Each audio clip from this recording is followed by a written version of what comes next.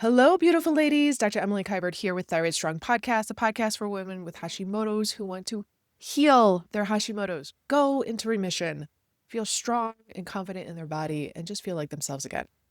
Today, we're going to talk about a little bit of a personal story here. My right knee, and I have not been injured in a long time, like a really long time. And I forgot how much it kind of sucks to get injured. So a couple weeks ago, I went to a volleyball tournament in Washington, D.C., and I am 44 years old. I played a 2-day tournament, 5 matches. Each match went 2 to 3 games. I did not get subbed out. So there was a lot of jumping, a lot of spiking, a lot of blocking, a lot of diving. And my knee has historically had a little bit of swelling due to playing years of volleyball and then skiing really hard. So, let me give you a little more history. Way back in the day in high school, I used to not wear knee pads for volleyball. There was some girls on the team who was like, if you don't wear knee pads, it will make you faster to the ball, which I thought was true. So for junior and senior year of high school, I did not wear knee pads and I played year round. So I played on my high school team and then I played on a club team. And in actuality, I just banged up my kneecaps. And so that was part of kind of a long history of playing volleyball. Played volleyball on a club team in college, so still a lot of jumping. And then trained for half marathons, did a lot of running in my 20s and 30s, triathlons. And then come my 40s, lots of skiing. And when I was 41 years old, maybe 40, my oldest, who at the time was like 5 or 6, we were skiing side by side. I remember exactly what he looked like. He was bombing down the hill. So I skied up next to him on his left. And I go, Alvy, work on your turns to slow him down. Because at 5 years old, your amygdala, your fear center, is not fully developed yet. And so instead of turning away from me, he turned right into me, clipped my skis, and I twisted my knee. So after that, I got an MRI because I thought I had a meniscus tear because I was having posterior lateral pain in the back, outer side of my knee. And it wasn't a meniscus. It was severe degeneration and remodeling and changing shape of my patella, my kneecap. And my knee was blown up like a balloon. This was back in like 2021. And I went to the orthopedist and he basically said, you need a partial knee replacement. Here's what it looks like. He brought out this fake knee with a rubber kneecap and he was like, this is what you need. And I was like, before the ski accident, I did not have any knee pain. I was deadlifting 1.5 times my body weight, squatting, lunging, all the things. And he's like, well, if not now, down the road. I was like, screw this guy. And so I rehabbed it. Took a long time. I got a couple cortisone injections and hyaluronic acid, a fluid to create more lubrication in the knee. Got 3 of those and was fine. Strength training 4 times a week. Has just started playing volleyball within the last 4 months.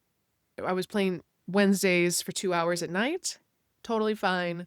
I would cold plunge after practice, continue my strength training, do a little bit of knee rehab exercises, and I was good. But then this tournament came, and it was 2 days of lots of playing. And my knee swelled up. Both knees swelled up, but more my right, the one that has a history of everything I just told you. And so on this journey, I was like, wow, it really sucks to be injured. I forgot all the women who are in my Thyroid Strong program who are injured. I'm like, oh, now I really feel that beginner's mindset, that injured beginner's mindset of being cautious or being fearful of certain exercises. And so I just wanted to give you a rundown of what I'm doing to rehab my knee. It's been 2 weeks since that tournament. It is getting much better, but let me give you a little rundown. So, because I think it's important to remember that injuries happen.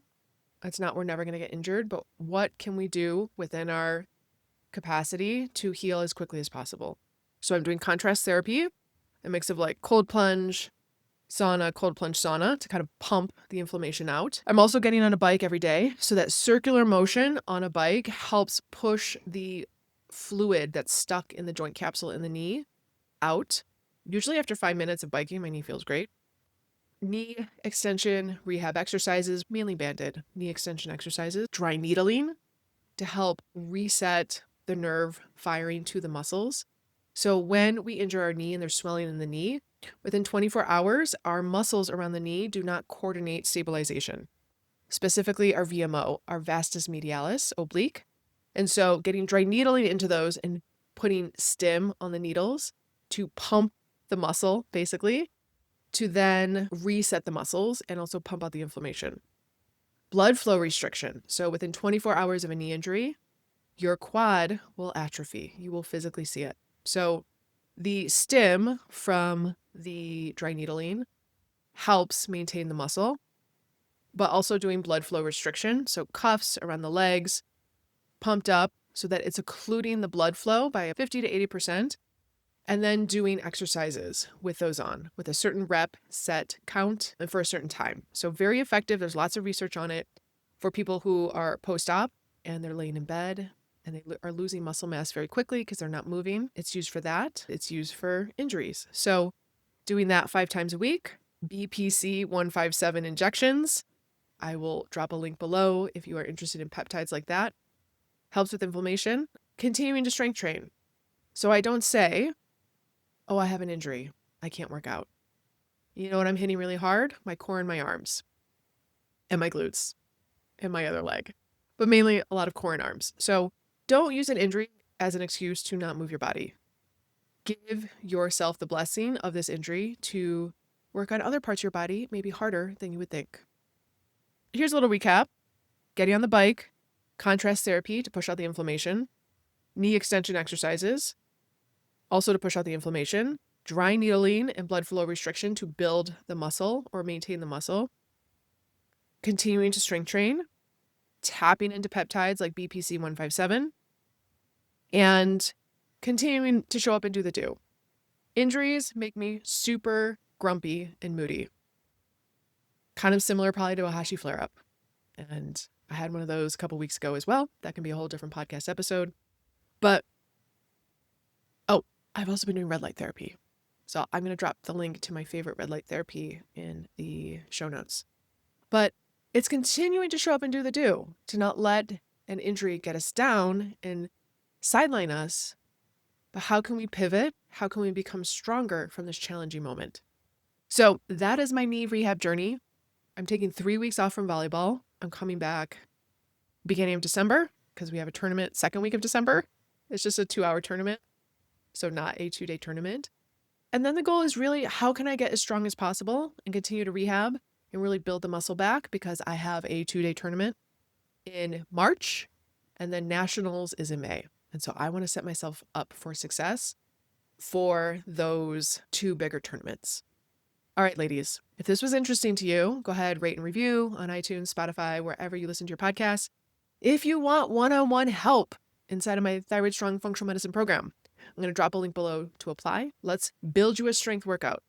If you have low back pain or any pains at all, let's build you rehab into your routine. Let's dial in how you're eating, your sleep, your nervous system regulation, and then also get to the root cause. Is there a gut?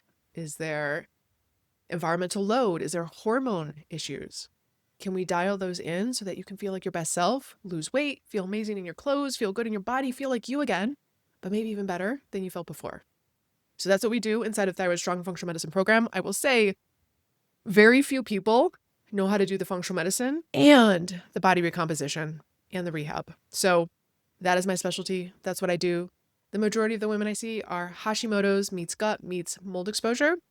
If you don't have mold exposure, that's okay. I see women without mold exposure too. But very few, you will see lots of functional medicine docs who know how to get you feeling better.